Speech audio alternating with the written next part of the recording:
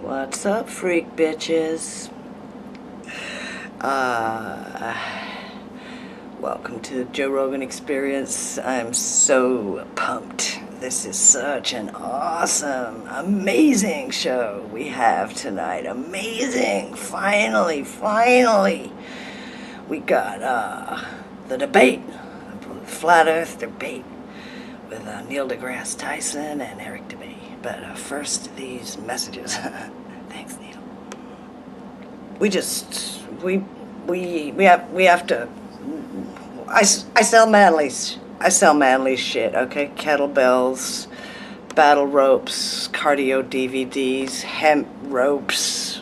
You know, shit you want to tie up your boyfriends with, protein supplements and stuff that makes you look like you really work out a lot, along with your steroids, along with the stuff that I use, like the steroids. And if we find anything out there really cool, we try to sell it. So that's a good philosophy to have. One of the newest additions is the Blendtec blender. It's the one you might have seen online. It blends an Apple iPhone. I mean, you can literally blend an iPhone with this thing. It's fantastic for shakes, for kale shakes, or bulletproof coffee, which is another thing I like to say because it sounds tough. It's really just a big lump of cow titty in your coffee. I'm sure Neil De Grasse Tyson does not know about the bulletproof coffee. We'll have to educate him, as if that's going to happen, because, you know, Neil is like Neil and I'm Joe. Yeah. Anyway, all that stuff is available. The upgraded coffee, it's all available. So we started to carry it, you know, killer bee honey. Why killer bee honey? It sounds cool to have, you know, like the only reason to have. I'm sure it's no better than regular honey. In fact, I'm sure it's no worse than regular honey, but it sounds gangster as fuck to have killer bee honey in your house. So that's why I have it, and that's why we sell it. And so it's a company that is like as ethical as you can be while you're killing bees. And you know, all the supplements are 100% money back guarantee on the first 30 pills for 90 days, I think, after you buy it. If you try it and you don't like it, like whether it's Alpha Brain or whether it's Shroom Tech, you can read the science behind all of this, and if you have any questions about it, like, there's always some dickhead on a forum who will answer your questions, because I don't have time for you after I've taken the money. Most important thing is, if you don't feel like it works, you get your money back. You don't even have to return the product. Like, nobody's trying to rip you off, okay? Use a codename Rogan and you'll save like 10% off something, or have 10% more fun in your life or something. Oh, wow. Okay, so here we go. Hey, let me start by saying, Neil Tyson, thank you very much. It is an honor. This is a blast. I think the universe is going to explode inside my pants. You are for sure the most requested podcast guest ever until Eric Dubay. In the history of this podcast until Eric Dubay. So, you know, Brian and I have been here 3 years, and we have managed to talk about Eric Dubay about 400 times and never invite him on. So we're really happy, you know, that basically we got forced to do this. Brian and I have been here 3 years, and we have managed to talk about Eric Dubay about 400 times and never invite him on. So we're really happy, you know, that basically we got forced to do this. There's this web work. It's almost organic, like a neurosynaptic map. The formation and collection of matter in the universe follows the laws of physics. And when you add in the dark matter, this extra gravity, it turns the universe into the universe that we see. That's why we know that dark matter is real. We don't know what it is, but we know it's there because we can't make the universe as we see it unless we put this extra gravity into our simulations to match the gravity that we see. It wasn't a tent. It was this magnificent thing. Particle physicists are convinced that it might be an exotic particle that doesn't interact with us. It doesn't interact with our light, with our telescopes, but that it has gravity. So these particles are doing their own thing, invisible to us. It turns out that gravity can spill out of one universe and into and be felt by another. Oh, I can't be bothered with reading my script. So I told my friend Eddie Bravo, he's a beautiful human being, but he loves himself a conspiracy theory.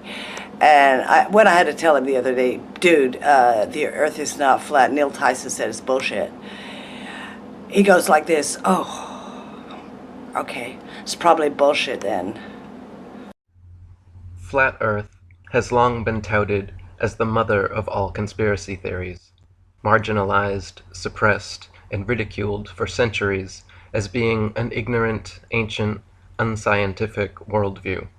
But the facts of the matter are far from what you've been told. It is a fact, not a theory, that bodies of water always seek and find their own level, from a beaker, a bottle, or a bathtub, to a pond, lake, or an ocean. The natural physics of water and other liquids is to find and remain level.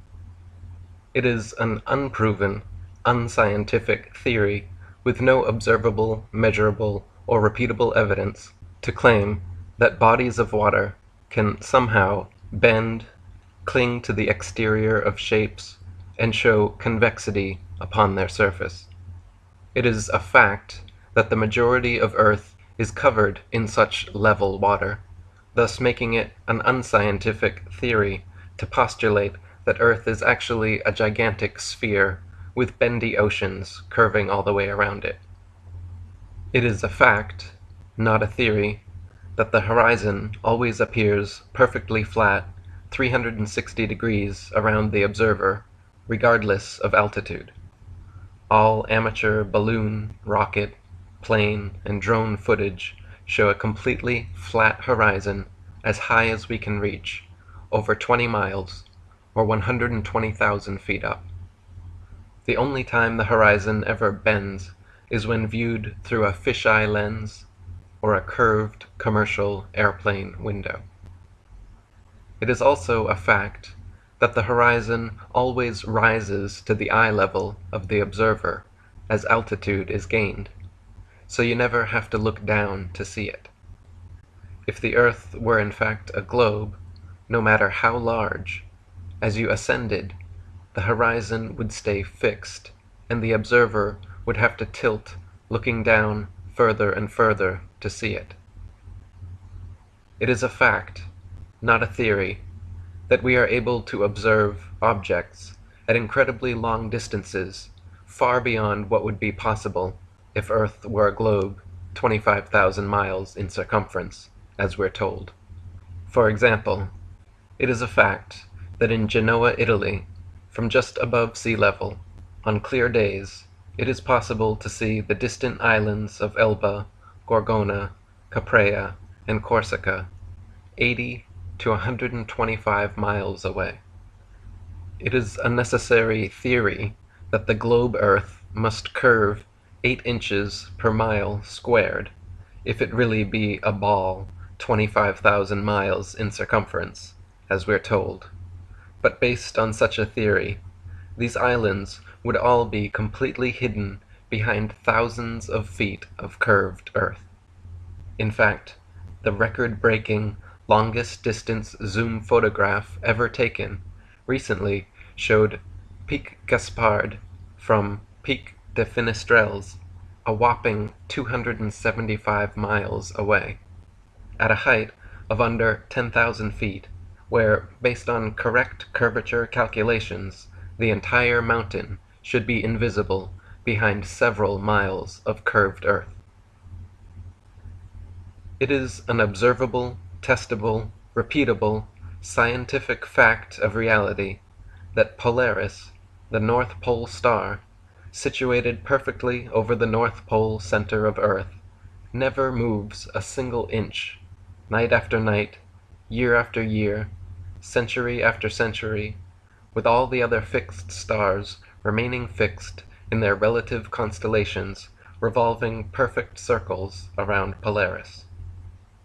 It is an unobservable, unproven, unscientific theory to claim that thousands of years ago, Polaris mysteriously did move, and Thuban or other stars became the center of rotation.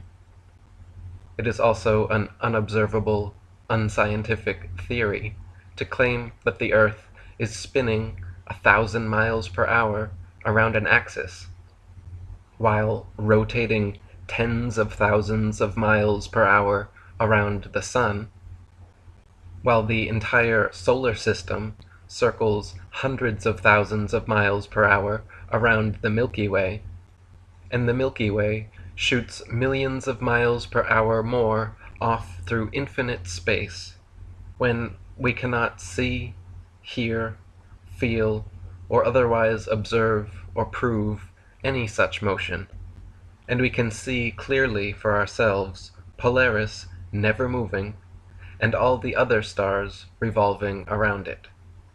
Not only this, but such circular star trails around an unmoving pole star prove that it is the stars themselves moving, and not the Earth.